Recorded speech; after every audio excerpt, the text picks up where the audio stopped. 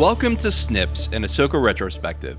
We're the Lorehounds, your guides to a galaxy far, far away. I'm John. And I'm David, and this is our pre-season coverage of the Star Wars Disney Plus series Ahsoka. In this episode, we will be discussing what's left on this preseason coverage and recapping the Twilight of the Apprentice and the final arc of Star Wars Rebels, the animated series on Disney Plus. If you've got feedback, you can email us to starwars@thelorehounds.com or head over to our website and use the contact form or the voicemail feature on the contact page.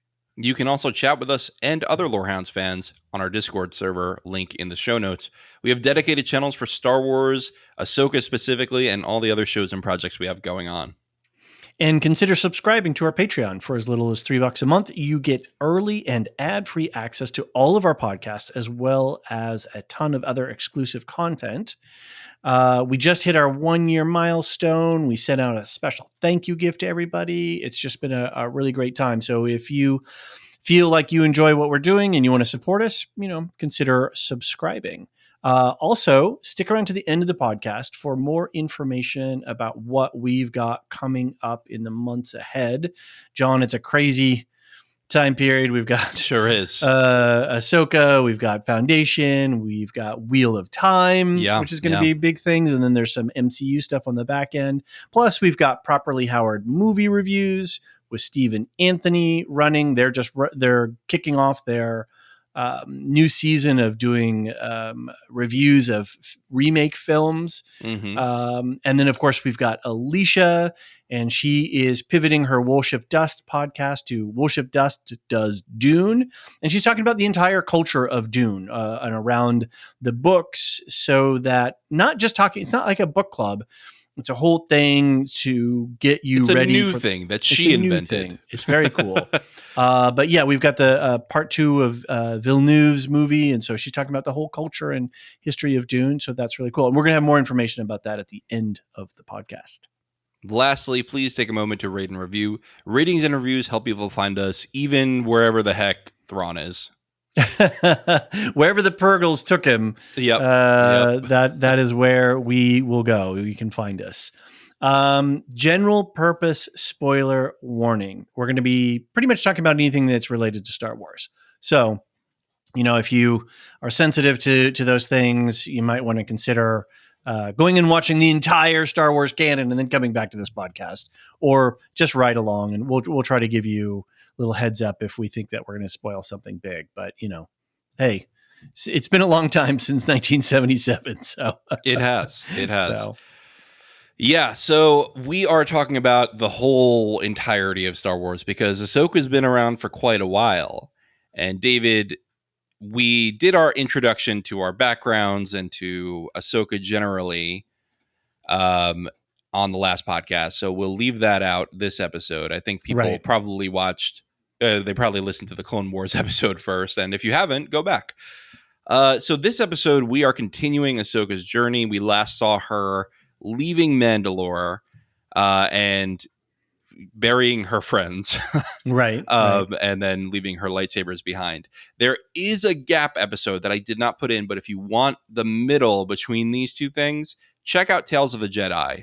The last episode of Tales of the Jedi, episode 6, is a really great telling of what happened in the Ahsoka book, which is that she, went into hiding. She kind of was dismissive of the whole point of anything for a while. She was in her sad girl phase, as many of us have been.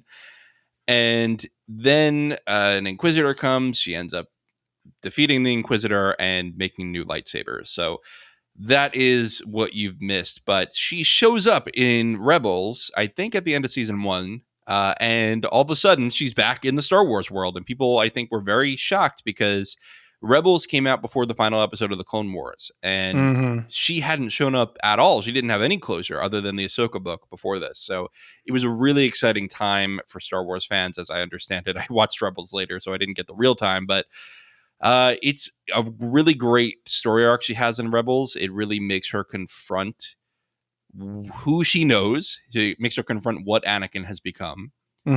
And it makes her take responsibility for helping undo the damage she's done.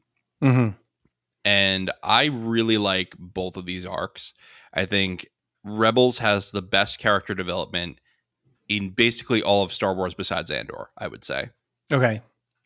And so I'm thrilled to be talking about these. I think they're vital to understand who Ahsoka is. David, you're new to the animated stuff, although now you've pretty much watched all of Rebels, right? No, I haven't had time. It's been busy summer holiday stuff, and so I really just had to jump into the end here. I was somewhere in episode 2. I got to the point where, we're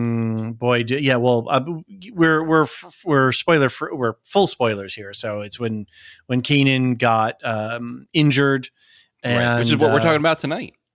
Are we? Twilight Apprentice? Oh yeah, that is right. Yeah. So I think I got up to the end here, and I haven't started season 3. Gosh, I'm so it's just a blur. It's a timeline blur here. I know. So I'm really new to a lot of the animated stuff. I did do all of Bad Batch, but yeah, Rebels and Clone Wars, I'm really spotty on, and I feel like so much of the modern television stuff really does come from the animated verse. And regardless of what they've done with the books and what's canon and what's legends and all of that, I just feel like there is so much lore packed into the animated verse that it is. Yeah. It's really central if you're really into the Star Wars franchise as a whole. These are critical things to have in part of your watching history. Right. So I think what we wanted to do with this is a lot of people haven't watched all of these, and it's kind of difficult. It's a commitment, consume. Right? It's a lot of content. It's a lot of content. Now, I've watched One Piece, at least a quarter of it so far. So I have zero sympathy for you. Go watch the Clone Wars and Rebels. But anyway, most people aren't insane like me. So they do not want to watch 7 seasons of the Clone Wars and 4 seasons of Rebels. That's right. It's just a blur. So I think what we did was with the Clone Wars related Ahsoka episodes, we talked about those, and then we're talking about sort of the Rebel ones, and then this is just to give you a primer so that if you're going into Ahsoka, you've got a little bit more background and context to how she got to where she is. So let's do it. Yeah, let's definitely do it. I mean, Ahsoka is great, and it's so exciting for her. And I think Rosario Dawson is going to be perfect. She's been great in The Mandalorian and in Book of Boba Fett, which I still don't know why that was in there, but it was great when it was. That was like the best part of the series. And the trailers are looking fire for this season, so I'm really hype, and I'm excited to be able to have turn out this background a little bit. Yeah, so let's get into it. Let's stop talking around it. Yeah, we should mention specifically the episodes, and this will be in the show notes. But it's season 2, as you were starting to say, episodes 21 and 22 of Rebels, and then season 4, episodes 13 through 16. Yep, that's right. Although 15 and 16 are kind of combined. So on Disney Plus, I think it's just 3 episodes, but the last one is double length. But I think it aired as 2 separate episodes, which is why it's labeled separately.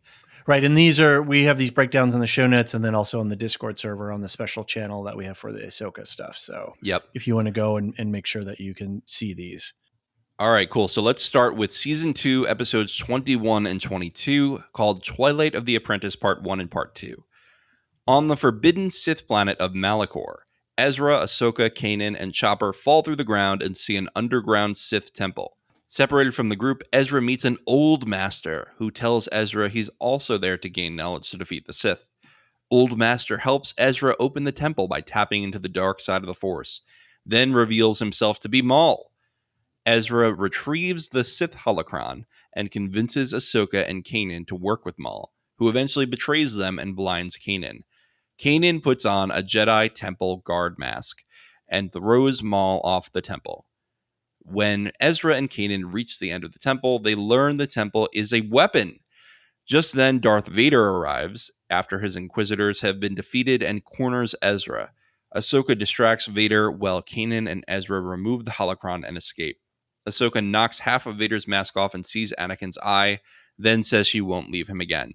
Master and Apprentice deal in the crumbling temple. At the end of the episode, we see Vader and Ahsoka separately leaving the temple, and Ezra opening the Sith holocron.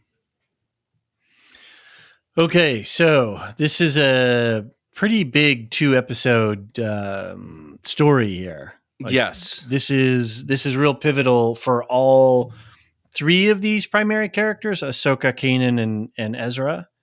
Yeah. Like, this is yeah. a major Ahsoka conflict. disappears for 2 seasons. Right. Just whoop, gone. Right. There's something funny that she says too at the beginning, somewhere near the beginning of this. She said, there's always a bit of truth in legends when they're talking about some stuff. And I just thought, oh, isn't that a funny little line, given that they've boxed out a whole bunch of stuff in the Star Wars worlds and call it legends? Yeah, this, I believe, came out the year after they did that. Okay. So I don't know if this is a wink and a nod, or if this is a, if this was just, happenstance. But I thought it was a funny comment. So, and then we've got Maul just showing up out of nowhere. I mean, goodness, that was wild. This guy has more lives than most cats. Yes. And can I just say, the voice acting on Maul is just delicious. It's so good. He just savors everything. Sam Witwer plays him in this, and he, I believe, also played him in the Han Solo movie. Okay. Oh, interesting. So they brought him in to do the voice. I know he said at one point in an interview, I think, he deliberately did the voice a little bit differently from Ray Parks. Okay. He wanted it to be a darker Maul after, a more sarcastic, beaten down Maul. A bit more jaded and a little bit more, yeah. We didn't cover the Clone Wars episodes where he's discovered, because he gets discovered on a junk planet, and he has like spider legs, and he's kind of out of his mind at the time. Okay. And he's found by Sabotage, his brother, who has been recruited by Dooku. Right. And Sabotage helps him regain his memories, helps him get normal-looking robotic legs instead of spider-looking robotic legs, and gets Maul back to being the evil guy he always wanted to be. Great. I have to say that he is a much better master than Kanan. Disagree, but by far, he actually cares about training his thing. Kanan, so does Kanan. No, he's always telling. Well, you haven't Ezra seen the second half of the series either. To don't do this, don't do that. I don't know. I'm famously on record of not being a big Kanan. Well, I love supporter. Kanan. I love Kanan. And the second half of the series is even better. Once he does overcome the blindness thing. I mean, he remains blind for the rest of the season. I wish Maul would have cut off his ponytail.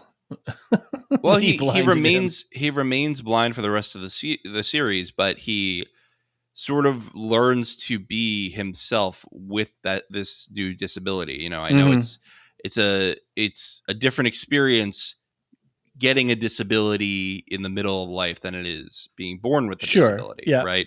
And he kind of goes through an era where he feels defeated, I think, because he feels like he can't do what he used to do, but he learns to sense the force around him and to use that as sort of guiding posts. And it's a really great journey to watch. And it's one of my favorite character development pieces, is learning that he can trust in the force. He can let himself go and not hold himself to some arbitrary standard that he used to have. And it's partly that lets him be a better master to Ezra. Right. And also, I'll say, I think he was right to set boundaries around Ezra. That kid's got some dark side in him. That kid is, he's always touching things that he shouldn't and playing with stuff and running off all, I've got a plan and I know what to do. And he did need some discipline. I do think he needed boundaries. Sure. I guess it's the grandparent-parent dilemma, right? The parent is the one that always has to run around and say, don't touch the hot stove. Where the grandparents are like, touch the hot stove. Here's some candy. Go, the grandparents say, let the hate flow through you. That's right. When you're dark side, you have no rules. So you get to be the fun parent, right? That's right. But no, I think Maul is terrible with what he's doing here. Of course, he blinds Ezra. He does defeat an Inquisitor, which is fun. The Inquisitors, I didn't really mention, were chasing them the whole time. Doesn't that happen in the next episode? Well, I'm doing them together. We're doing them together. Yeah. Okay. Oh, I guess you did do that. So yeah. Yeah. Well, if we're gonna sort of talk about this too, we got to kind of talk about the temple a little bit, I think. Yes. Yeah. What'd you think? I think it was very cool. I really liked the idea that for the Sith, there's always two, that you have to have two to get through the doors. I thought that was a really great construction and very interesting. Right. But I think this is the first killer. Is this the first killer planet that exists in, I don't know, the like planet, not a constructed moon, but like planet. Yeah, I don't know, because I feel like there were stuff in Legends that was kind of crazy. I mean, there were giant Sith weapons in Legends, I think. I don't know about in canon, but I'm sure that the High Republic people will cook something up. Right. Because what's Star Wars without planet destroying weapons? Yes, exactly. Planet-sized killer things. Right.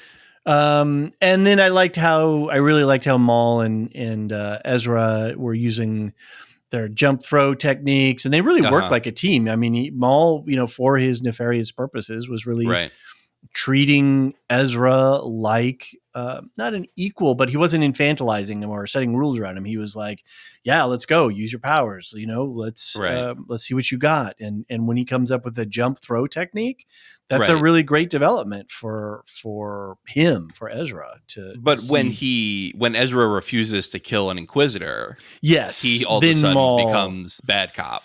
Yes, he's like, yeah, don't ever not do that again. When you have the chance, he's like, you little shit. Just don't even. Yeah, he's really mad. He's really mad. There were a lot of great set pieces here. I really liked, again, all the fighting was really great. Rebels has some of the best lightsaber work, I think, in the animated stuff. I thought that the fight between Ahsoka and Maul in the Clone Wars finale was a little better than these, but this was a pretty close second for animated fights, I would say. These were really great duels. Well, the part 2 fight, was, I think, there's a lot more going on. Yeah, for sure. Yeah, especially with Ahsoka and Vader, but I'll save that for a minute from now. Okay, cool. The helicopter, lightsaber, that's the dumbest thing I've seen in a while. That was pretty dumb. And I hope they don't bring that into live action because it's kind of silly. You have to be really careful with it. You have to be careful with a lightsaber, period. But you got to really be careful with a double spinning lightsaber. I mean, what if you accidentally nick the back of your leg or something? Right. It's like, it's crazy stuff. I believe they did have the spinny stuff in the Obi-Wan series, but they didn't fly with it. And I'm glad they didn't, because it looked silly. It's pretty silly. Just really quick before we get into the battle, and then we definitely have to talk about some Ahsoka stuff here too, right? But Kanan really treats Chopper like shit. He does. And that's one of the reasons why I don't like Kanan, because he's just kind of a bossy, jerky, know-it-all-y kind of guy. And the way that he treats Chopper, I don't really appreciate. I mean, we talk about droidism in Star Wars, at large, but in this one, and then when you get to the end, Chopper's saving the day, and yay, Chopper, right? He's, sending distress beacons and piloting, big crawler things, and he's doing a great job. But yeah, I don't know. I don't like the way. Well, Chopper's an asshole too. Let's be honest. Chopper is such a jerk to everybody else. But he's so critical to the Ghost team, to the Spectre team. He's very uptight at first. You got to remember, he ran from his master. You saw him in the Bad Batch, That was him running away in the intro to the Bad Batch. In the first episode. That was a while ago. In season 1. So in the first episode of the Bad Batch, when Order 66 happens, there is a there's a Padawan who's sent away, and the Bad Batch let him go, even though one of them wants to kill him. Right. Yeah. And that was Kanan under his previous name. Right. So he's living with that guilt the whole time. And because of that, he feels like, one, he doesn't deserve to wield a lightsaber. He doesn't deserve to be a Jedi. And two, he feels like he now needs to be uptight and help the situation at all times and be really strict about what he's doing and not have fun because he failed his master previously. Now, he didn't fail his master. His master told him to escape, and it ensured the future of the Jedi Order in some ways, like training Ezra, like training Sabine in one episode. And she's not going to be a Jedi because she's not force sensitive, but you know what I mean.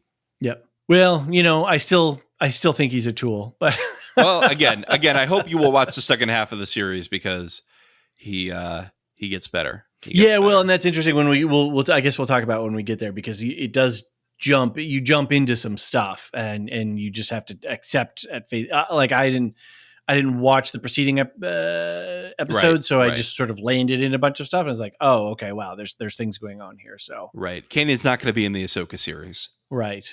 Yeah. So I guess, I mean, besides the fight being pretty badass and some great visuals there, and Maul killing 3 Inquisitors, I mean, damn, like this is a big deal between Ahsoka and Anakin. Right. This is the first time. Yep. She's seen him since he's become Darth Vader, since he lost the high ground. Right. And she wouldn't believe. There's an earlier episode. I don't remember if it was in this one or if it was an earlier one, but there's where Ezra is watching a holocron where Anakin, a young Anakin, is demonstrating Jedi lightsaber techniques. Okay. And Ahsoka is like, yeah, that was my master. He was so great. And, you can see that she does not want to believe that he is evil. Mm-hmm. And she had heard rumors, I think, at this point that Vader was Anakin Skywalker. Mm-hmm. But she was, when something challenges your worldview so much that your brain won't let you accept it. Mm-hmm. Well, that's her with this, I think. Mm-hmm. Okay. And it takes her knocking off half his mask to go, oh my God, that's the guy I looked up to my whole childhood. It is actually you, right? Yeah. I could kind of almost not believe it's you behind the breathing and the mask and the cape and everything like that. But now that I see you eye to eye, that we can actually look each other in the eye, I know it's you. Right. Yeah. And you got to remember, we saw her leave him twice in our Clone Wars coverage. We saw when he said, please stay in the Jedi Order. And she said, I just can't. Yeah, no. And I think she was right to do that, but he felt abandoned by her then. And then in the Clone Wars, at the end, she left to go solve the problem, and they were going to make up afterwards with the Mandalore problem, and then never saw him again. She couldn't get in contact with him, even though she was trying, and then she probably assumed he was dead from Order 66 afterward. Mm-hmm. And then how does this jive then with Obi-Wan and Revenge of the Sith? Where do these things line up? What do you mean, timeline wise? Yeah, because the Anakin Obi-Wan has series? to become Darth Vader from the live action movies and the animated stuff. So the end of the Clone Wars, the last few episodes of the Clone Wars take place during Revenge of the Sith. Okay, right. And that is where Anakin's becoming Vader. And then you see it in the last shot, he is Vader when he's picking up her lightsabers. Right, okay. It's hard to keep, again, just the timeline of everything together. It's just like so much content. And I'm absorbing it like real time as we're going here. So, yeah, it's tough. This idea too of justice and revenge and Ezra and knowledge and power and all of this sort of swirling around what the Ghost Crew is up to. And then, they've been being hunted by Inquisitors and running from Inquisitors. They're seeking a way to defeat the Sith. And then what they end up with is a face full of Darth Vader.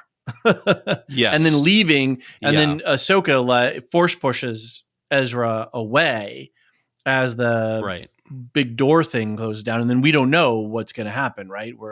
Until we get it, we don't know what happens between them walking away, right? So there's a big gap, and it's did they know at the end of season 2 what they were going to do for the end of season 4, where we get an answer to that gap between in the fight? Yeah, you're saying, do we know if Ahsoka lives? No, we know, right? Because of there's a live action series, but I'm saying there's how does Ahsoka survive the fight with Vader? We don't know that. Oh no, that's what I meant, like in between. In between. Yes, exactly. Yeah. So there's this whole thing. I mean, I think it's plausible. Vader's got the armor; he gets out. Ahsoka is a little harder. Yeah, and Vader's at the height of his power, right? He is a super badass. So I mean, Ezra was dead if Ahsoka didn't come there right then. He was just dead. Yeah, he was completely. Just getting force choked, and he was out. He was done. No doubt. They've done a great job using Vader sparingly in all of these series and movies, and just having him come in when you need a huge big bad who's just going to kick your ass. And terrifying. Right. Yeah. Because when he comes in, he's a monster. Yeah. Yeah. Totally. And I'm just trying to think about Ahsoka a little bit and her arc and her development. Confronting her master, but also at the same time, there's all this mysterious Force stuff that the story is giving us. And there's guilt, there's this guilt of I left you and now I can't leave you again. She goes, I won't leave you again. And then, but at the same time, we have knowledge. We have this holocron thing. We've got, is this revenge or justice that we're dealing with? Mm-hmm. And one of the things I really like about Ahsoka, and you see this in the beginnings of this, I think, or a further development of this from the end of the Clone Wars, of her arcs in the Clone Wars stuff, is that she's starting to rise above a bunch of this stuff and being a little bit more remote in some ways, more like Obi-Wan when he puts his lightsaber up and lets Vader strike him down. Right. Like there's some greater wisdom that is starting to develop within her. Right. And I think we start to see it here, that she's a way more powerful. If she can go toe to toe with Vader, she's powerful. Yeah. I mean, I think by the time you get to Rebels, she feels more like a Jedi sage rather than this newly minted knight, not even knight, who was just a Padawan at the end of the Clone Wars. Right. I think I like that idea of this sage-like quality for her. Yeah, I mean, and the robe that she wears, all that. I really love her Rebels look. I think that's my favorite look she's had so far in the animated series. Right. And then when we see her in The Mandalorian, she is very sagey. She's off in the woods and she's dealing with this very esoteric conflict where, she's trying to find Thrawn. Right. So, yeah. So it's cool stuff. Yeah. And this was just visually, I think the animation in these two episodes was superb. The lighting was amazing. Yeah, it was. Yeah. The temple, there was this great overhead shot when between the two episodes break, where they come back into the second part of the episode, part 2 of it, and they have this overhead shot of the 3 Inquisitors, Maul, and the 3 Ghost crew, and just the lightsabers in the dark. It was just so good. So nice. Yeah, no, I thought it was great. What did you think of Ezra opening the Sith holocron at the end? I thought it was interesting. I thought I get annoyed when things have to self-destruct. Does every evil secret layer have to self-destruct? It just seems like a basic trope. I get you. It was very, I don't know. It was very mustache twirly, the voice, power, you can control me to destroy things. I meant the holocron at the end, the actual. Oh, I thought you said it when he was acting. I meant you when he was activating. Yeah, we can blow past the whole blow up the base. Super Everybody weapon. knows. Yep. Right. But the knowledge at the end, how he taps into the dark side and he opens the Sith holocron. I'm trying to remember the exact scene. Maybe just refresh me a little bit. It kind of just shows him red glow from the holocron opening it up. And it foreshadows Ezra's going to go to the dark side a little bit. And I thought that was really appropriate in some ways because Ezra is so headstrong. He's young. He's got a lot of things he can be angry about what happened. He's got a lot in common with Anakin, right? Exactly. I don't know about his midichlorian count but in terms of, his planet and his parents and he's seen, for a boy of that age to be involved in that many fights, that's a lot of that's a lot of trauma. Yeah. That's a lot of near-death experiences. Yeah. And so why wouldn't you in that position, when you're confronted with that immensity of power, why wouldn't you think it as a solution to your problems and your issues? Poor Jabba. He's always calling himself Jabba. Here's my complaint. If you want a secret name, why would you pick? He explicitly says, I'm Jabba the Hutt at some point. Why would you pick a very obvious, well-known crime family? Oh, man. Not a smart one. Not a smart one. Yeah. Yeah. And I love when Maul's like, okay, Jabba, Come on. Right. He's like, yeah, all right, fine. And you're just wandering around this old Sith temple planet, and you run into some old master, and you just trust him. Sure, let's team up. Got no other options. You're stuck in the middle of nowhere. Can't open the door. Oh man. So yeah, old master. Yeah. What's this? What was the line? Who said this line? 2 Jedi and a part timer. Was that? That was Maul. Yeah, that was Maul. He called Ahsoka a part timer. I love that. I loved that. I thought that was hilarious. Maul's got the best lines. Yeah, he does. I kind of have, I didn't have a great opinion of him from the movies because we only got him first, because he was such an. He doesn't. Yeah. He's not developed at all in the movie. No, but and now that I'm learning about him more and what's going on, I definitely appreciate him in this arc because he's jaded, he's pissed, and he's willing to do anything and kill anyone. He's chaotic evil, right? Yes, totally. He's chaotic evil compared to the lawful evil that the Emperor is. Right, and I love it. I loved him seeing him kick ass on 3 Inquisitors, no less. Yeah, he's great. So. Let's take a quick break, and we'll be right back with more Rebels.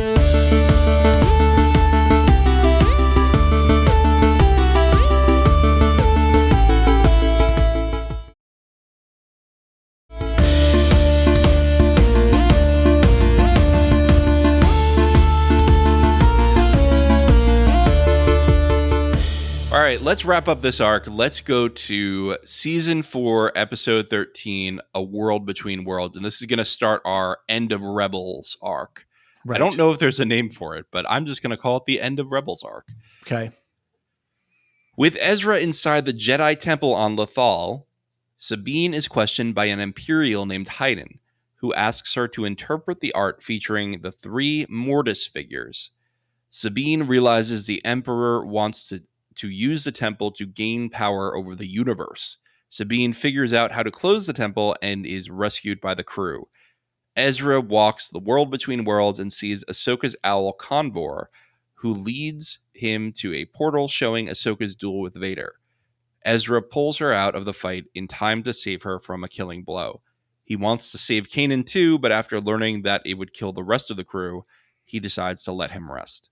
Ahsoka goes back to the portal to the temple after it's crumbling, and Ezra leaves the temple.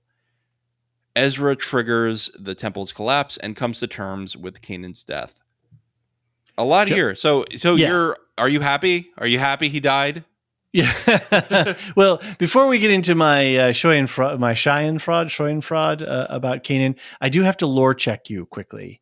Okay. The Convor, the owl creature, its name is Morai, okay, and its Convor is the species. Hey, well, that's just stupid. It's an owl. Hey, shut up, George Lucas. Shut up, George Lucas. Wikipedia in my pocket. I did a little research. So Ahsoka's Convor, Morai. Yes. Right. Okay. Fair enough. I appreciate the lore check, and now let's get. I feel good because you did it. I actually know appreciate something. It. Yes. Now, go ahead. Yes. Relish a wonderful man's death. Go ahead. I was shocked because get the feedback in here, guys. It's look. I thought Joel was a monster from The Last of Us. I think Kanan's a tool. Write in StarWars@theLorehounds.com. Tell me I'm wrong. What's the meme? Fight me or whatever it is, or convince me I'm wrong. The guy in the typewriter on the So. Dude, what this episode was a trip because I didn't watch 12. I have no idea what's going on because I haven't gotten that far yet in Rebels. And I just drop in. I'm like, what the actual F is going on? Spinning 12 is just them getting to the temple. So I skipped that on my, we gotta reduce the amount of episodes we're making people watch. Because the important part is here that Ezra is in this world between worlds and he changes Ahsoka's fate. Right.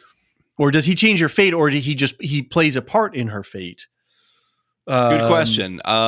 No one has ever explained the world between worlds. Mm-hmm. It has not been visited in any other medium. And Dave Filoni has not explained what it is, really. Yeah. Real timey-wimey here. It's real wibbly-wobbly. Yeah. Yep. and it was a trip just to drop into it. I'm curious to know. I haven't had a chance, to go searching the YouTubes and things like that. But how many Easter eggs are in the backgrounds of the scenes? Mm-hmm. Little portals and things like that with other different little symbols and things. Well, you even have the painting, the three Mortis figures. That's a callback to a Clone Wars arc where they were on this planet that was the Force itself. Like it was a planet made of the Force, and there was the father, the son, the daughter. The father was balanced, the daughter was the light, the son was the darkness. And that was a whole arc with Anakin. Ahsoka was there too, Obi-Wan. Sounds like a pretty important one. It has no impact on the story, I'm going to be honest with you. But it's really cool. I like it a lot. Some people hate it because it's very like mystical, and people don't like when Star Wars gets that wibbly wobbly like this. People criticize the World Between Worlds a lot because they are upset that there's this much power within the Force. Right. And then I don't know who wrote what when, but it gets very you can't help but getting the vibes from Song of Ice and Fire with the the seven, the religion of the seven, the father and all of that stuff. And speaking of vibes, I couldn't help. There was a lot of Raiders of the Lost Ark vibes in this with, evil forces at a temple site trying to open and access things. Right. And then I got some very strong Saving Private Ryan vibes, like Kanan having to deal with this, I've got to live a good life now because my master sacrificed himself. Yeah. Right. Yeah. Spoilers for Saving Private Ryan, but can you live a good life when other people have, gone out of their way, put their lives on the line to, make it so that you can live and get out of this situation? And Kanan did sacrifice. I liked the choice he got, right? It was, okay, well, Kanan sacrificed himself to save you. You pull him out of there, and that's that. You can't live and have Kanan. You got to choose the lives of 4 people over 1. It's the trolley problem almost. Yeah, totally. And I think what is important here is that it's Ahsoka who delivers the wisdom of the moment here. Right. She's the one. He's all hot and ready to go, and it's Ahsoka who is sort of the cool, calm, reflected. Kanan, understand that if you do this, then these are the consequences. Right. And she is the what is it? I don't want to say she's like a midwife in this situation. I think that's a little too much, but she is the one that's there to allow to counsel Ezra and allow him she's kind of his spirit guide. Yeah, exactly. To be able to appreciate and see the lesson for what it is. And again, I think that just goes into this deeper groove that they're putting Ahsoka into, is this, as you say, sage position. If she wasn't there, he would have made a different decision. He had to make the decision on his own, but she's the one who had to stand there and say, think about it for a second. Right. But see, that's something else I really like about the writing of this show is that Ezra has grown a lot, but he's still a hot-headed kid. Totally. And he still makes mistakes. And that's great that they haven't done a complete 180 on him, because that's a much more natural development. Right. He can now take advice. That's where he's at now. He can take advice now. That's a good point. I didn't think about that. There's incremental change going on here, as opposed to hey, it's I was going to say it's a Disney princess ending, but it is a Disney and it's a Disney owned property. But yeah, they're not going with the cheap. Hey, let's get it done, and everybody's happy at the end. Yeah.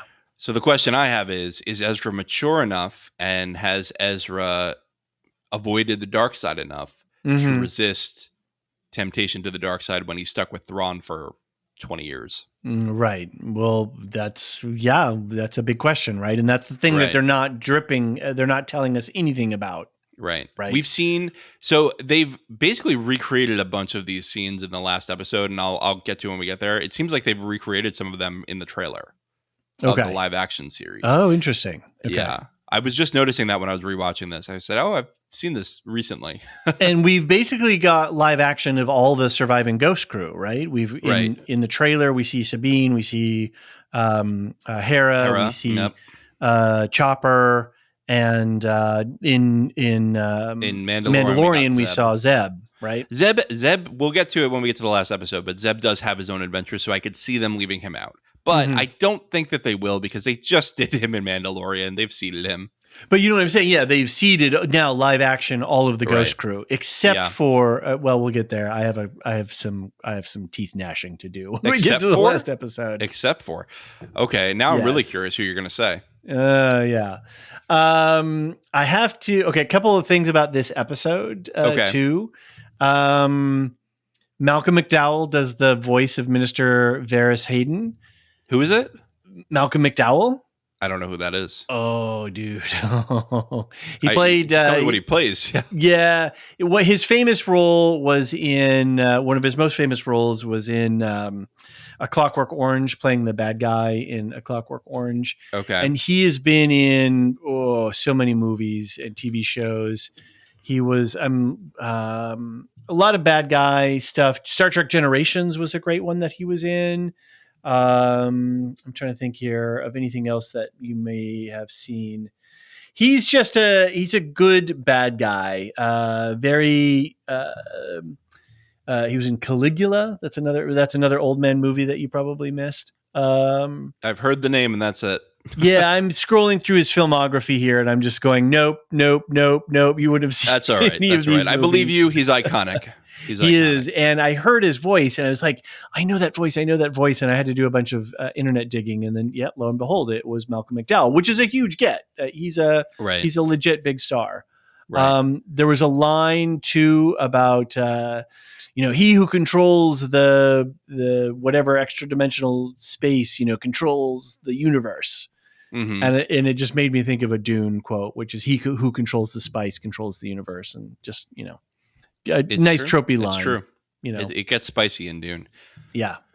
And then there was a question I had with Palpy when he's shooting blue flames at them and trying to capture them in the world between worlds. Mm-hmm. There's a weird, did you know, I don't know if you would have noticed this. There's a weird insignia on his chest that looks like some paint splotches. Oh, I didn't know look. That has any significance. If anybody knows if that's just some costume design stuff that they threw on there, or if there was some significance to that sort of little insignia. Yeah, I'm not sure. Interesting. Well, did you like Sabine solving the puzzle with art? Yeah, they really got her as this cool character, right? She's a cool badass. Or, if it were a different show, she might be riding a skateboard, Right. Yeah, exactly. Exactly. And Ezra has a huge crush on her, of course, through basically the whole series. Yeah, she's got it all, right? Artist, battle hardened, has a jetpack, why not? Only accidentally committed genocide on our own people, but it's fine. It's fine. Right, it's fine. Goodness. So yeah. And then I thought it was really interesting too, since I was watching these episodes back to back, to see how Ezra interfere, whatever. He was part of the timeline of her rescuing her from Vader. So that was a really interesting reveal there. I was like, whoa, wait a minute. What? And then when she goes back. Yeah. And then that connects to the scene of her walking away from the temple and Vader's walking the other direction. And you're like, how did they, what? Exactly. Exactly. They had to have that story plotted out, I'm guessing. I'm also glad that they did not fake out her death. They showed you right away that she was still alive. Yeah. Because I thought she was where she is for 2 seasons. Right. But right. Yeah. So. All right, let's go to the next episode and we can continue discussing all these things. Yeah. This is season 4, episode 14, A Fool's Hope. The crew of the Ghost recruit pirate captain Hondo Onaka. You finally got to see Hondo. I got to see. Well, I saw Hondo in some previous episodes. So yes, I know who he is by this time, and I was happy to see him. Okay, so they recruit Hondo, clones Rex, Gregor, Wolf, and Mandalorian Ketsu to liberate Lothal. Ezra has a vision of Thrawn's return and insists on an immediate rebellion. Ryder, the former governor and part of the rebellion, contacts Governor Price and betrays the rebels. Price attacks the rebels, who reveal that this was actually a trap set by Ryder. Hera arrives with reinforcements, and Ezra is aided by the Loth Wolves. They capture the Imperials and prepare to complete the liberation. I will say, stop naming every animal on Lothal, Loth Wolf, Loth whatever. Loth Just cats, stop that. yeah. It's very clumsy. Quickly, to have Ryder Azadi played by Clancy Brown, the voice actor, that's another big get. So I was really blown away by some of the names that they have. Right now. I'm gonna Google this right now. Oh, Clancy Brown, yeah, big guy, big name, been just a working actor, just been in so many things. Shawshank Redemption, yeah, okay, all right, he's been in it all. Highlander, yeah, he was even Mr. Krabs in SpongeBob. That's crazy. He's done a lot of voice work, surprisingly. So so that was another. I was like, wait, I know that voice. Oh yeah, Clancy Brown. So, and I have to say, I fell for the ruse. They got me. You did? I totally thought that I did too, actually, now that I'm thinking about it, the first time I watched it. Mm-hmm. Yeah. Because he did seem like kind of a slimy guy. He did seem like totally he was ready to go. Totally. Yeah. So this episode really is a kind of a bridge episode. I didn't feel like there was a lot of we don't have to talk about this one long. No, I've got there's just a bunch of little things I did enjoy in this. I loved the repurposed walker. That had the big landing platform on it. I was a little surprised that Hera is a general. Like they just hand out general titles like candy. She was made general a bit earlier when she did do a lot. She did do a lot for the rebellion. General's big. I know, but you got to have a few. You can't just have one. Right. I love Zeb going all Jesse the Body Ventura with the heavy gun right out of Predators, just blah, blah, blah, blah, blasting everybody. That was very cool. The lot of recycled gambits here, sneaking into a planet with, nestled up to another ship. That's a very, typical Star Wars thing to do. Yep. The violence though with the wolves, that was crazy with the dire wolf creatures. That was pretty violent for a kid's show. Whoa, man. Yeah. That was rough. So rough. Yeah. Rough. And speaking of rough, we have Rook. I don't even know. Rook. It's almost like Yiddish, it's Rook. Yeah, and I didn't really, I thought about it. It's the savage, the sidekick savage, kind of a Lone Ranger Tonto kind of thing where, and I just thought that was a very one-dimensional evil character, but that they made him to be this, multi-dexterous creature. I don't know. He shows up throughout a few arcs. I think if you just see him here, he's kind of confusing, but he does show up a bunch of times. He's very scary. And so this is not his only stint in Rebels. So just leave him be. Just leave him be. You don't need him too much. All right, fair enough. And Hondo, boy, he has a lot of love for Ezra. That was shocking. He does. There's this moment where I think you might have seen it already. I think it might be in an early season where Ezra betrays him to take his own stuff back. I mean, Ezra's fair about it, but I think Hondo goes, "I've never been more betrayed and more proud."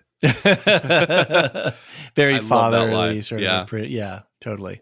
Yeah, I like Hondo a lot.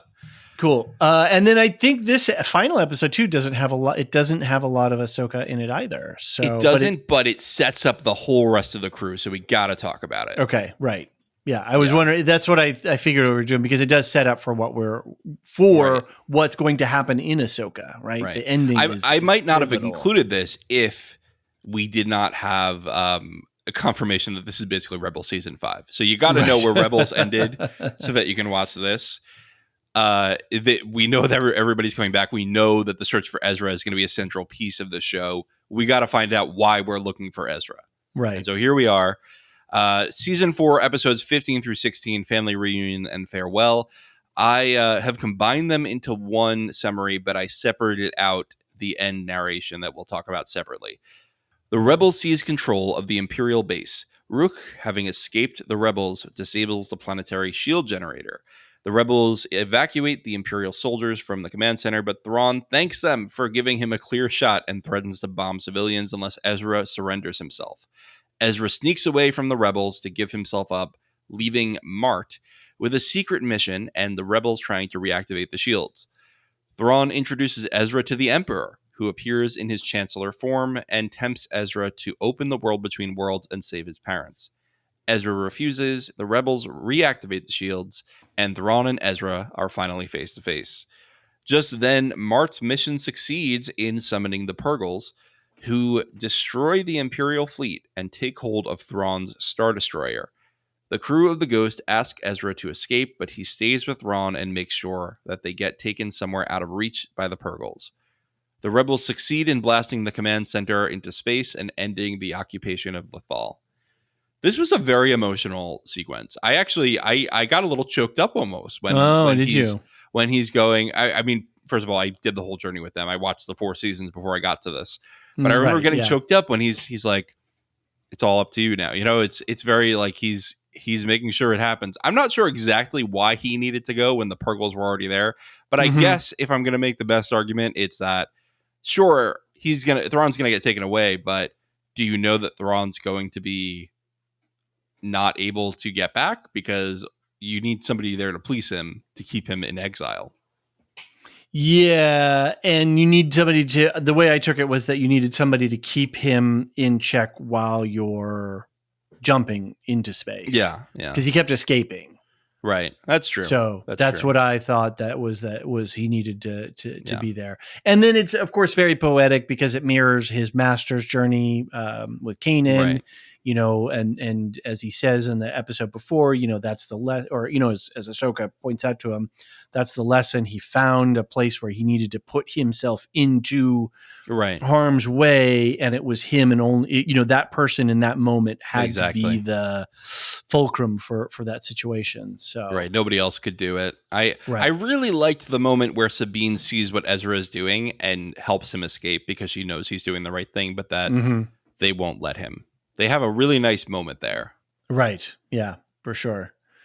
This was a really long episode too. I think it was like 45 minutes. Yeah, because this was the 2 episodes combined, I think. Yeah, and I just watched it as one thing. So yeah, it was quite long.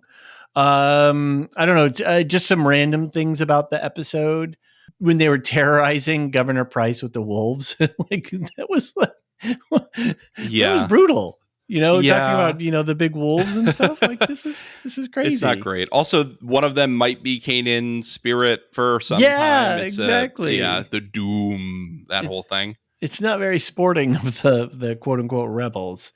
No, the fake prisoner gambit, again, more recycled, blah blah. You know, very very yawny, and yeah, there was just a lot of little things that they left in there. I've become less activated by it, but when I see it, it's still, I mean, they were in the command center and which is right out of 77, and the shield generator, again, all very 77 stuff. So because we like it and we want more of it. I want new fresh stuff. So well, we did get some new fresh stuff. I really loved when they're in this weird chamber and the Emperor shows up looking like he did as Chancellor Palpatine. You know, this sweet old man. The same way he approached Anakin, he's approaching Ezra. I think you can see a ton of parallels between them. And he's like, yeah, I've done this before. Let me open up the teenager playbook again, and we'll figure out how to get this kid dark-sided. Right. If Anakin annoys me, I'm going to put this kid in a suit. And so it's not only the lesson that he learned with Ahsoka, which is, you know, there are certain things you can't or shouldn't change about the past. Right. But and that he does learn it. He activates that lesson in this moment, and then he activates the other lesson again, which we just talked about, which is he's got to be the one. It's his fate to, you know, to make sure that Thrawn is taken away. So I thought that whole thing with Palpatine was nicely done. And when he runs through him to see Palpatine, you know, sort of from Chancellor to evil Emperor, the flickering is so good. It's perfect. Yeah. So. Yeah, that it like gives me chills thinking about that scene with the Chancellor flickering. Love it. Absolutely love it. And I like how he makes that mature decision. He's like, all right, well, I already have this choice with Kanan. I know it's going to be the same thing here. You got to leave people to rest. You can't just keep taking them out. I guess we'll just make an exception for Ahsoka. Yeah. I wanted to also mention the Purgles did show up in The Mandalorian next to Mando and Grogu's ship. when they were flying Yep. through hyperspace. So that was a fun little Easter egg within The Mandalorian. So, right, this is all of this stuff is just they're laying track work. And in fact, I just noticed, let's see, Pawson90 on our Discord, like literally as we're recording this, posted a link to an Ahsoka little mini documentary that Disney just put out, and it's on YouTube. There's a link to the YouTube there. And it's talking about the whole George Lucas coming back to console. Yeah, a bunch of behind the scenes stuff, Rebel stuff, and Mandalorian stuff. So it's I'm excited to watch this. But yeah, they really did set up a live action Rebels, right? So they brought in all the key things. So. I'm really glad too, because when I finished Rebels, I felt, all right, that's an ending, but didn't feel like the end. It felt like there was more highway in front of me. More. Yeah. You just jumped away with Thrawn, one of the best bad guys that you could ever have. And with a bunch of space whales. Like, think about the impact though that Ezra had by taking Thrawn out of the equation of the Battle of Endor. Right. They might have lost the Battle of Endor if Thrawn was there, because he's a much better tactician than the Emperor. Yes. Yeah. That's a really good point. I hadn't thought about that. Emperor Palpy is distracted with Luke on the Death Star 2. And you've got Endor on the ground where the stormtroopers are having a terrible time. Yeah. Would Thrawn have been able to lead them to victory on the ground at least? Yeah. Would he have been able to keep the Empire going without the Emperor? Interesting. It's a really, because even when we're thinking of Return of the Jedi, when the movie came out, none of this was in existence yet. This is all sort of new stuff. Right. So I sometimes don't cross connect these properties. That's a really good question. Yeah, no, I think he would have cleaned up. He would have mopped up the Empire. Would have been a lot harder, at least. Yeah, would have been a lot more casualties. So, and what's for Ahsoka, right? We see her walking in, her and Sabine, like they're going to go off and do something.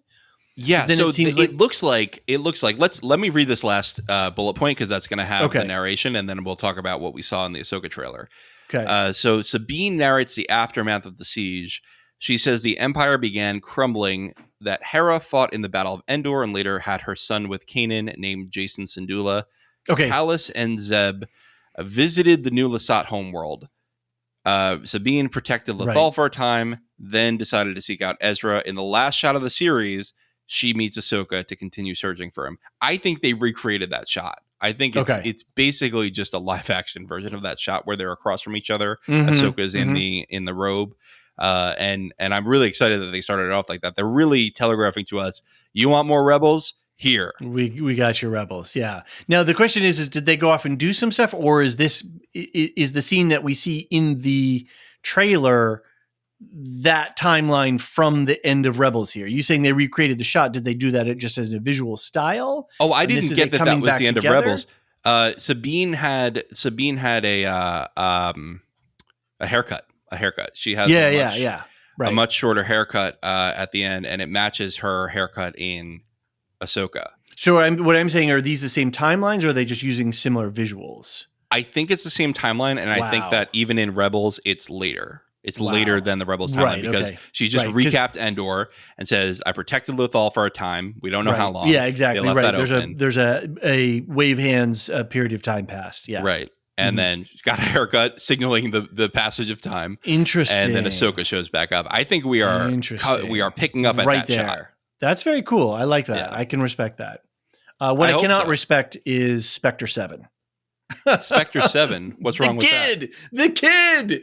It's just like, I don't know if you lived through the babification of all of our heroes when Scooby-Doo had a little Scrappy-Doo and Scrappy-Doo is the best. Don't even badmouth Scrappy-Doo. Oh, dude, we're going to fight.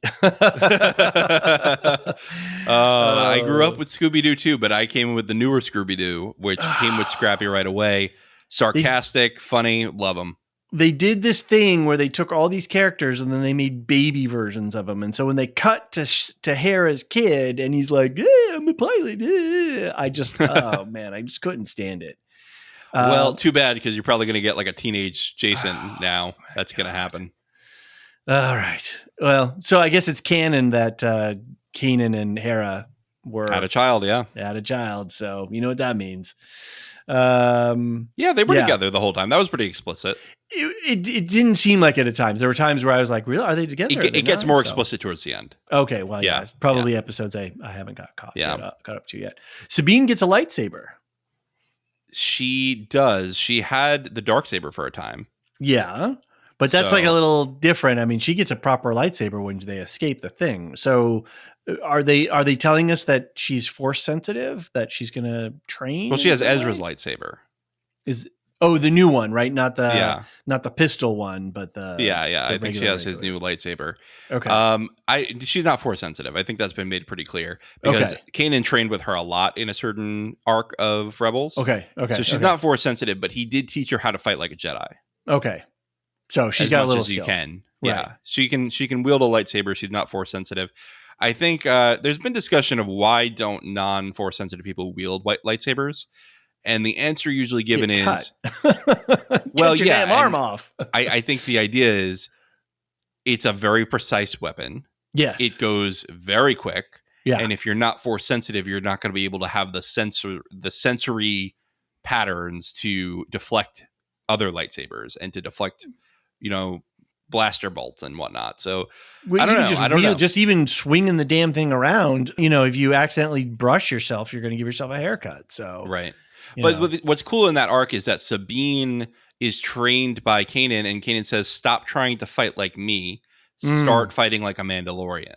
And she starts to use her jetpack. She starts to use the grapple hook and things like that. So she sort of incorporates that into her lightsaber style or darksaber style at the time, and that is what unlocks it for her. So I'm excited to see if they bring that into live action now.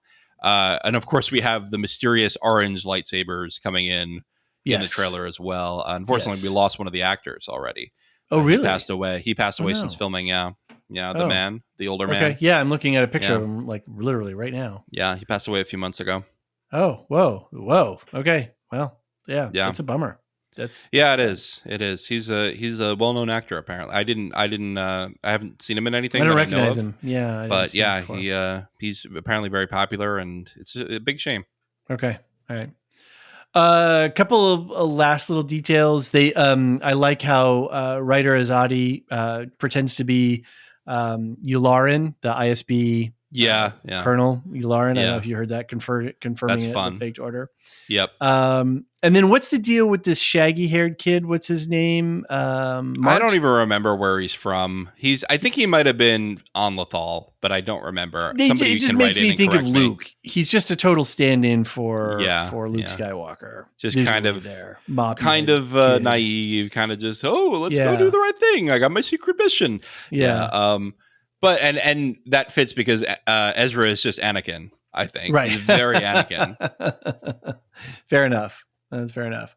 Well, that was a lot. It's been a really interesting ride, and I'm pretty psyched to see what they do with this episode. 6 episodes, man. Like for this season, it feels too short. I don't feel like that's enough. Just because I want the content, I just want the visuals. I want the characters. I want the stories. Yeah. So 8 episodes. We're going into it. This is pretty exciting. I have a lot of hopes for this show. I don't feel nervous from what I've seen of the trailers. If I allow my fear to control me, maybe the dark side. You. That's right. Then I'll start having some hate to throw around. But I am super excited for this. And, Me too. As soon as I heard about it, I was like, we got to cover this. It's going to be so good. Rodario Dawson. Sorry, that's just my. We've a long podcast tongue-tiedness. I know. Rosario Dawson I think she's just perfect for this. The visuals look amazing. I just can't. I'm really hyped. Yep. All right, David, we've got some feedback. Yes, we do. We have a bunch of feedback, don't we? We do. So I've pulled up the document with our feedback. First up, and by the way, if you want to send in feedback, StarWars@theLorehounds.com, or just go to theLorehounds.com and you can send in a contact form entry or a voicemail. However, today we've got a few One from Marilyn Arpukila, our favorite Tolkien scholar, who joins us on Star Wars pretty often lately. She says, "Hi guys, if you have time during your episode 2 Ahsoka retrospective, I'd love to have a quick outline about Death Watch. I know it has to do with the Mandalorians and a civil war and Maul. I'm not sure how Ahsoka ties in with it all, but I know she's in there somewhere. We don't have time to watch all the Clone Wars episodes. We've been finishing up Ahsoka episodes in the Clone Wars, having now seen all of Rebels, and we can't wait for your pod episodes. All the best, Marilyn." So I think she wrote this before we did episode 1. Right. And I wrote her a long email back about Death Watch. Right. So I've answered her in detail, but essentially Death Watch is the set of Mandalorians that was fighting under Maul in the last episodes that we were talking about. Right. We had Bo-Katan was part of Death Watch. Death Watch under Maul killed Satine, her sister, because Maul Not was to be trying confused with Sabine. Yep. Yeah. Mandalorian names. What are you going to do? But it was to bait Obi-Wan to Mandalore. Didn't work. Or I guess he showed up, but he failed to save her. And so Bo-Katan left Death Watch, helped the Republic forces retake Mandalore, and ousted Death Watch. Death Watch was originally a cult that was formed on the moon of Concordia, which is where warlike Mandalorians were exiled during the period when Satine was ruling and was a pacifist and was not tolerating their nonsense. He was a no-nonsense person, a no-nonsense ruler. I hope that helps. Yep, hopefully. I think I don't know how important it's going to be for this storyline, but certainly it's a Mandalorian related storyline. So I'm hoping we get a break from the Mandalorians. I'm going to be honest. Really? I think I've had enough of them for now. I would like to see more Switch focus on the gears a Rebels little bit. crew. Okay. The only Mandalorian I want to see in this series is Sabine. Okay. Yeah, I think I don't disagree with that. I'm ready for to shift the lens and go to a different place and talk about some different folks. Right. Michael G via Star Wars at thelorehounds.com writes, "Hi, David and John. Thanks for your Michael Ahsoka G retrospective." One of our lore master patrons. Oh, as well. he is. Yes. So he says, "Thanks for the Ahsoka retrospective that I find really useful, as it's been a while since I watched the Clone Wars and Rebels.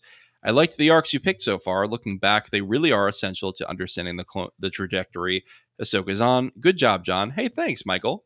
Good job, John. You commented on the first arc you covered as being a procedural or film noir, but did you notice that all the episode titles were either direct quotes or inspired by titles of Hitchcock movies? No way.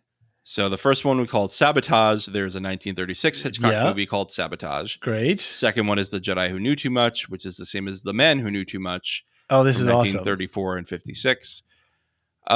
There is To Catch a Jedi, which is a parody of To Catch a Thief, 1955, and The Wrong Jedi, which is a parody of The Wrong Man, 1956. All the best from Switzerland, Michael G. That's Michael so G, fun. That is awesome. That is a great pick. I don't know. I had no idea. That is very cool. I love that little nerdy kind of stuff, when you got filmmakers and showrunners who drop these little pearls and nuggets and fun things like that. That is very cool. I never would have got that.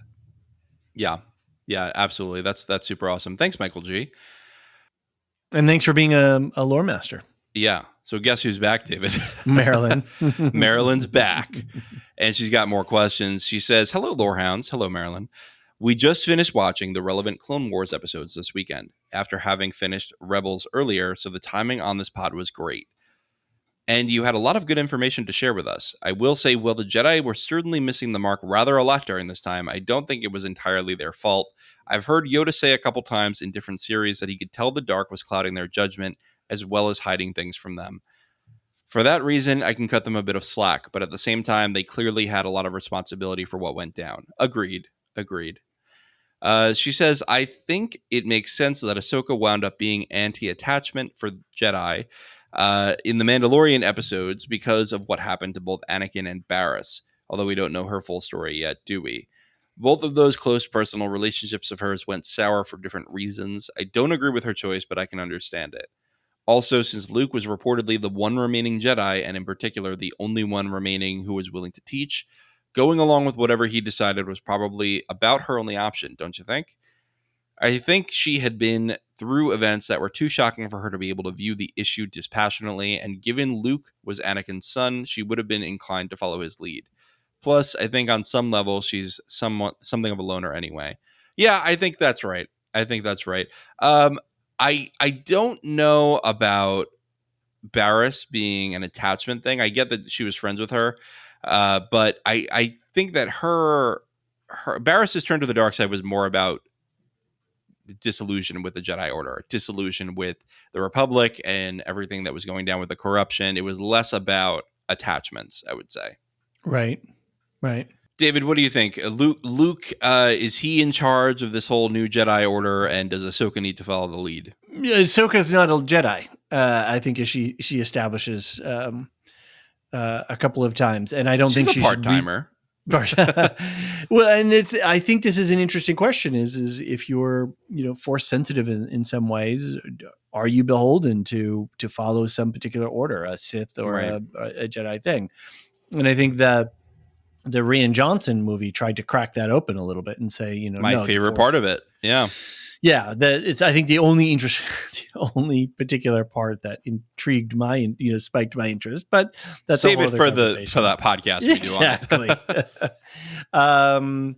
So yeah, no, I think it's valid for Ahsoka to be out there. She was not treated well by the Jedi. The Jedi Council, I think, really lost its way, and I don't think she owes them any allegiance whatsoever. I think she has her own moral center. She has her own understanding of the Force, and is looking out at the world and acting on things that she understands to be wrong, and she's going to go try to do what she can to stop the evil, as it were. So yeah. I'll give my 2 cents. Bo-Katan is full of shit, just like Luke and all the Sith. Haven't heard this in a while. That's enough. I just wanted to have the Luke part. I do think Luke is completely full of shit. Sure. I'm not going to relitigate this whole thing, but Luke literally used attachment to save his father from the dark side. Mm-hmm. And then was like, yeah, but attachments are evil. Attachments are the problem. It's not the shame surrounding the attachment. That's the problem. It's the attachments. Yeah, I think Luke, that was my favorite part of The Last Jedi, was he realized that was an error, that he really should have let the Jedi have relationships. That I think that might have saved Ben, right? Mm-hmm. Ben was having an issue with dealing with the Jedi lifestyle, I think. And when he was offered this more free-willing lifestyle with the Sith, I guess he's not Sith. He's kind of Sith Junior. But when he was offered this freewheeling lifestyle, he was vulnerable to it. It's the shame of the Jedi Order that is pushing people to the dark side, I think. Right. Yep.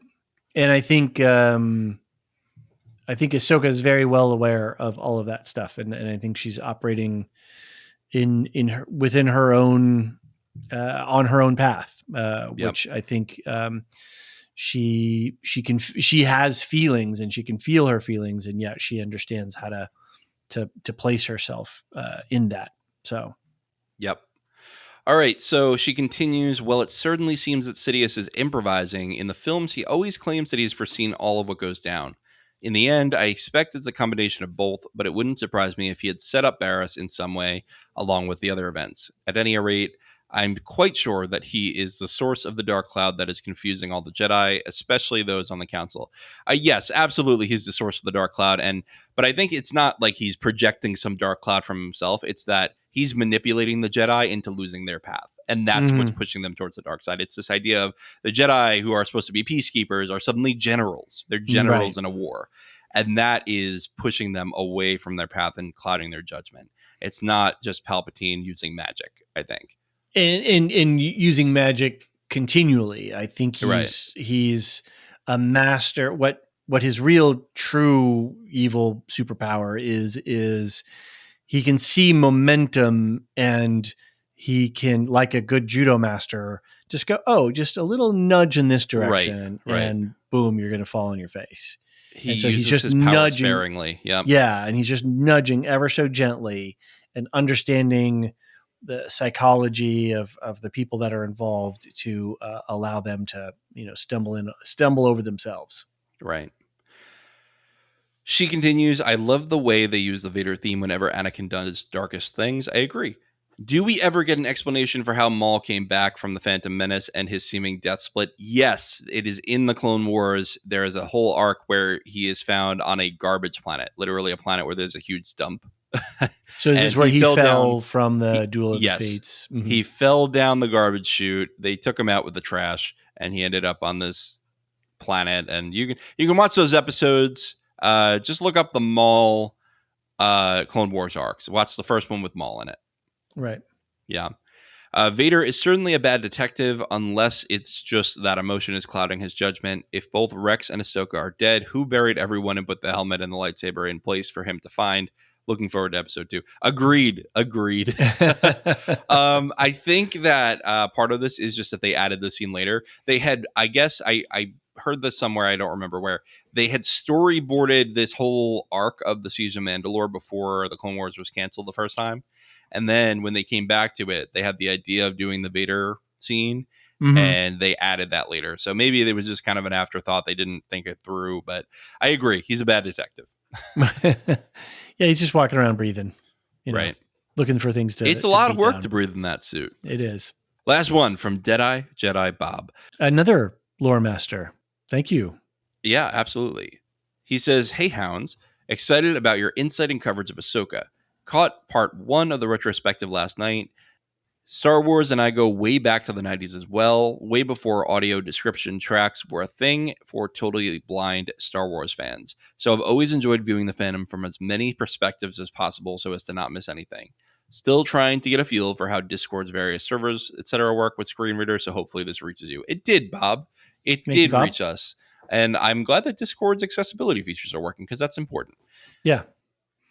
And I hope we're going to get some more feedback from you as the Ahsoka series continues, because I think you're as you say, you're a big fan, and we want all the feedback that you got, especially from different perspectives and different experiences. Right. And, it's very easy for us to forget that there is a wide assortment of people who are into these stories, be it Star Wars, be it Harry Potter, be it, I don't know, name a franchise. I'm Lord of the Rings. Lord of the Rings. One might say whatever. we do that sometimes. Sometimes. Wheel of Time. Not that we cover Harry Potter. I think I've read the first book maybe once. But that's a whole other story. let's not go into Harry Potter. No, let's not get there. I'm really glad that you're able to join along with us in this very cool series, and we look forward to more feedback from you as well. Cool. Thanks, Bob. And I think that's it for feedback. But of course, send in emails or go to thelorehounds.com if you want to send in yours for next week. David, bring us into the outro. We have a lot going on, don't we? Let's quickly first talk about our 2 affiliates. Properly Howard Movie Review. Anthony and Steve just kicked off their new season. They're doing a whole series. What do we got here? 2, 4, 6, 8, 10, about 12 movies that are all remakes. And the first one just released. We had Howard the Duck. That was kind of a preseason teaser to bring to get things turned on. But August 14th, they dropped White Men Can't Jump. And in August 21st, they're going to release a Dune review about the Villeneuve movie. And then August 28th, it's going to be RoboCop. And if you haven't listened to Steve and Anthony, they're hilarious. Anthony is a stand-up comic, and Anthony's a stand-up comic.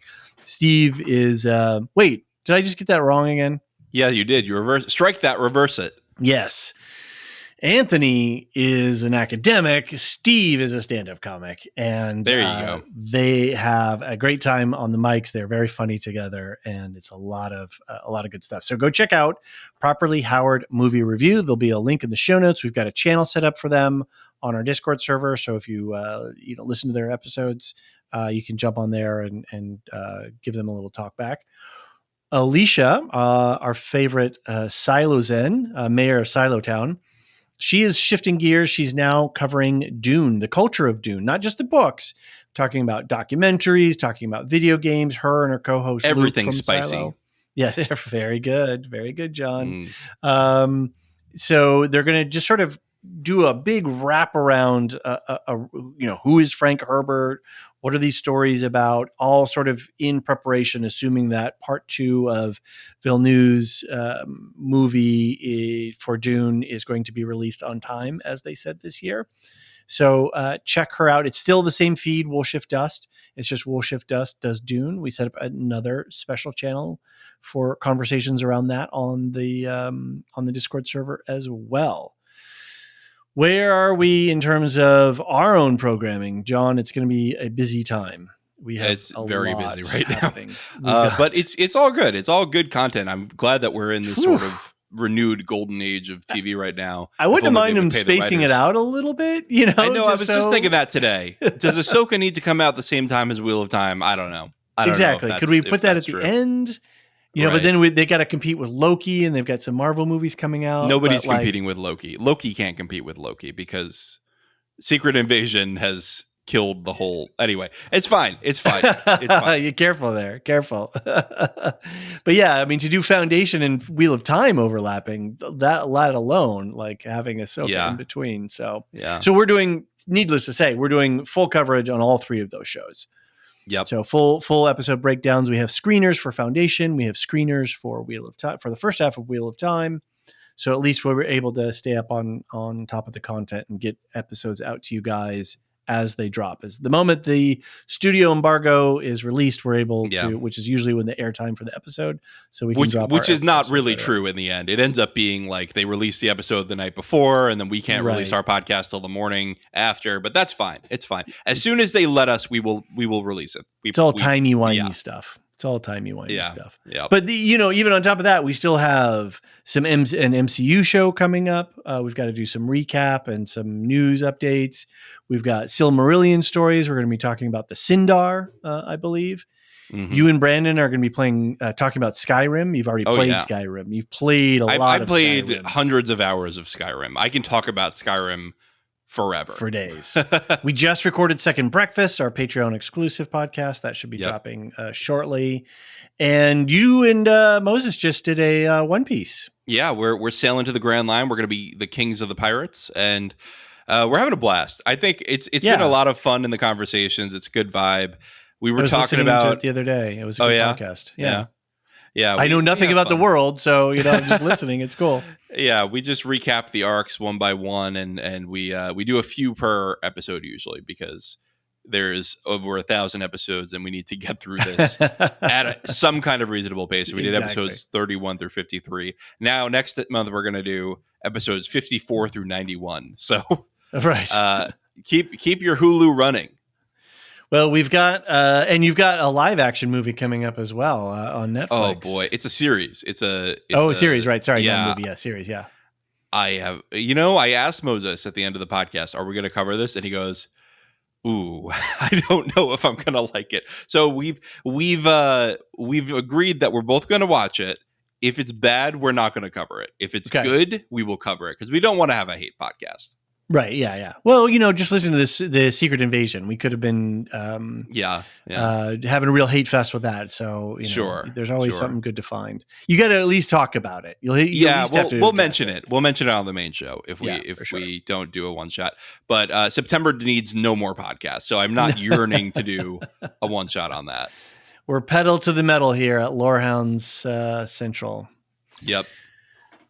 Speaking of pedal to the metal, our lore masters have kept their foots stomped down on the accelerators of Patreon subscriptions. Was that a real forced transition there, or did that kind of work? I'm rooting for you, man. Okay, leave it in.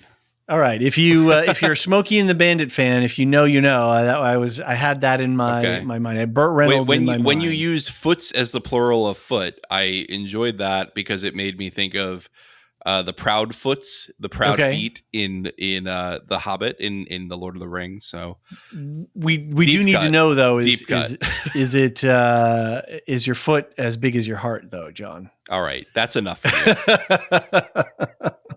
That's enough from you. Let's get through these shout-outs now. Martian, Cyrus, Mark H, Michael G, Michelle E, David W, Brian P, Nick W, SC, Peter OH, Bettina W, Adam S, Nancy M, Lavinia T, Duve 71, Brian 8063, Frederick H, Sarah L, Gareth C, Eric F, Matthew M, Sarah M, DJ Miwa, Andra B, Kwang Yu, Laura G, Deadeye, Jedi Bob, and Nathan T.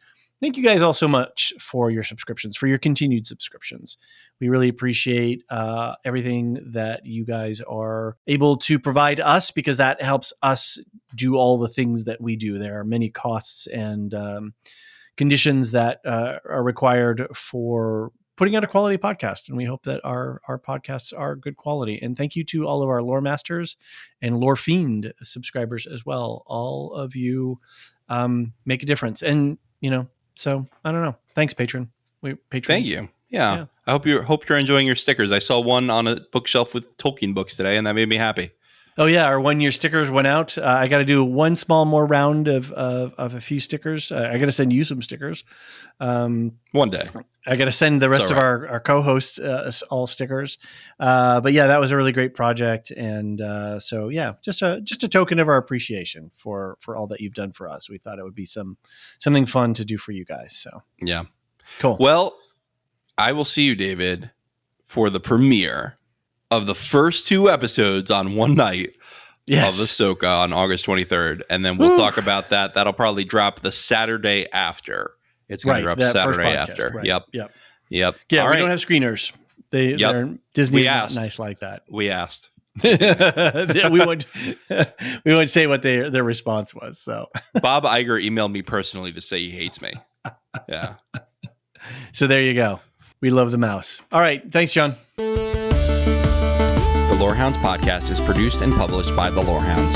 You can send questions and feedback and voicemails at thelorehounds.com/contact. Get early and ad-free access to all Lorehounds podcasts at patreon.com/thelorehounds. And connect with us on Twitter at The Lorehounds. Any opinions stated are ours personally and do not reflect the opinion of or belong to any employers or other entities. Thanks for listening.